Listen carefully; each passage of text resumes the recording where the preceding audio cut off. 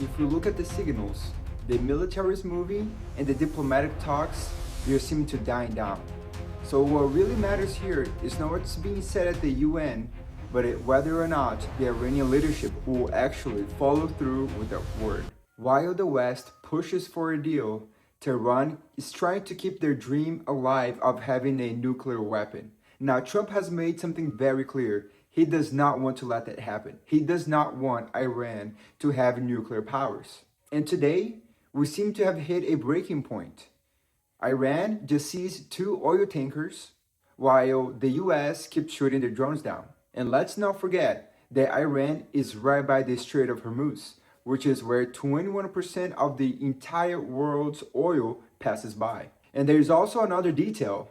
Now, this data is screaming some things that the diplomats do not want to hear, is that Iran has reached 84% nuclear enrichment. Iran, they're also betting on swarm tactics. And this escalation ladder, it's seeming that we're running out of steps.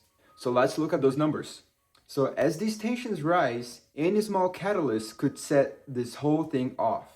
Now, Iran has been conducting live fire drills at the Strait of Hormuz. Ever since the Iran-Iraq war, Iran has been preparing themselves not to go toe-to-toe with the United States or another big nation, but they are preparing themselves for a swarm tactic. They're planning on launching many missiles in order to reach one valuable target.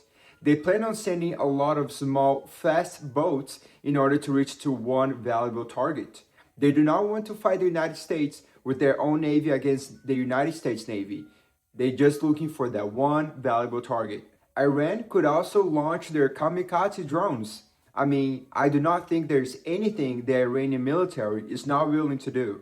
According to the Defense Intelligence Agency, or DIA, Tehran holds the most amount of missiles in the entire Middle East. And their missiles, they have a range of over 2,500 kilometers. Now, the nuclear clock is really ticking. It's believed that Iran has underground nuclear enrichment plants. And for years, the international community has held the line of only 3.67% nuclear enrichment, which is enough for nuclear energy.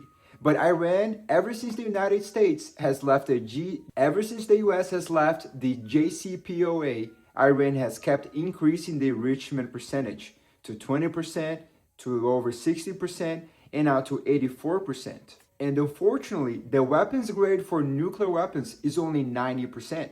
So they are very close. So this puts the US and Israel, since it's very close, to kind of this all-in situation, whether they have to do everything they can in order to stop Iran of producing nuclear weapons, or else they're going to have to live in a world permanently where Iran has that capability of nuclear weapons.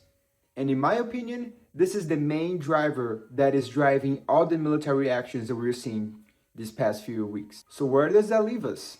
Iran, they really want the nuclear weapon. They're not willing to back down from it. We have tried sanctions. Everything has been tried. Diplomatic talks have been tried, but Iran, they're very focused on that one goal of having nuclear weapons, and they are very close. On the other hand, US and Trump keeps saying that he does not want Iran to have nuclear weapons.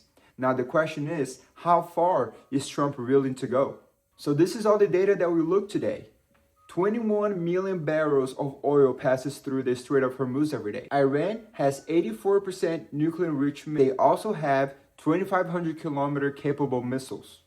So in the coming days, if a negotiation is not struck, the escalation is going to continue to rise. So let's keep an eye in the Strait of Hormuz. Thank you for watching. Please subscribe and like, and you've been debriefed.